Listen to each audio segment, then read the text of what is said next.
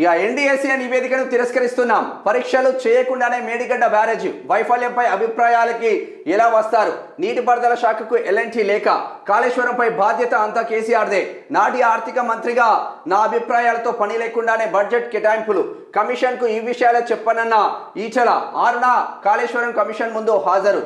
ఇక కాళేశ్వరం ప్రాజెక్టులోని మేడిగడ్డ బ్యారేజ్ వైఫల్యంపై జాతీయ ఆనకట్టల భద్రతా సంస్థ నివేదికను తిరస్కరిస్తున్నట్లు ఆ బ్యారేజ్ నిర్మాణ సంస్థ ఎల్ఎన్టీ పిఎస్సి జాయింట్ వెంచర్ ప్రకటించింది. మేడిగడ్డ బ్యారేజ్ పై ఎన్డీఎస్సీ చేసిన పరిశీలనలు పరస్పర విరుద్ధంగా ఉన్నాయని పేర్కొంది. ఈ మేరకు నీటిపారుదల శాఖకు ఈ నెల 24న సంచలన లేఖ రాసింది. ఎన్డీఎస్సీ నివేదికలోని ఎగ్జిక్యూటివ్ సమ్మర్లో మరి నిజంగానే మేడిగడ్డ బ్యారేజ్ కట్టినప్పుడు ఏం చేసిండే మీరు అందరూ?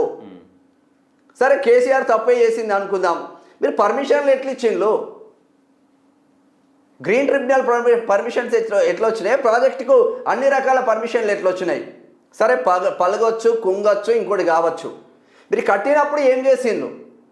ఇప్పుడు ఈటెల రాజేందర్ ఏమిటి ఆర్థిక మంత్రిగా ఉన్నా కూడా కేసీఆర్ నిర్ణయం మేరకే ఉంటుంది.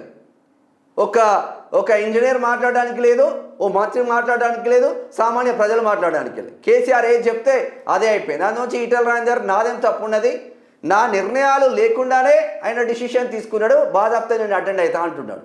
అది కథ. ఇక పిసిసి పదవులు కొలిక్కి రాహుల్ ఏ క్షణమైన ప్రకటన వెలువడే అవకాశం.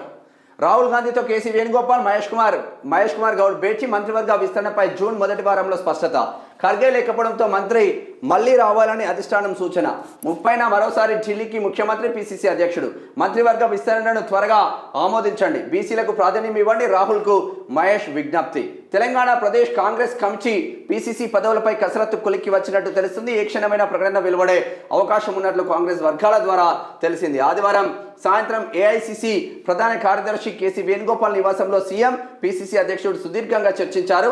ఈ భేటీలోనే కమిటీలపై కసరత్తులు నడుస్తూ ఉన్నాయి. ఎందుకంటే ప్రభుత్వం కష్టపడి 10 సంవత్సరాలు అధికారంలో లేని కాంగ్రెస్ను నిలబెట్టింది కార్యకర్తలు. అటువంటి కార్యకర్తలు నిజ కార్యకర్తల నుంచి లీడర్లు తయారవుతారు. ఆ లీడర్లకు మంచి పదవులు రావాల్సిన అవసరం ఉంటుంది. కానీ జంపాయినోనికి మాత్రం పదవులు ఇస్తే మాత్రం కాంగ్రెస్ నిండా మునుగుడు ఖాయం. ఎందుకంటే వాడు 10 సంవత్సరాలు బీఆర్ఎస్లో అధికారం అనుభవిస్తాడు, మళ్ళా కాంగ్రెస్కి వచ్చి మళ్ళీ ఇక్కడ గెలిచి మళ్ళీ అధికారం అనుభవిస్తే ఇంకేముంటుంది? What is use?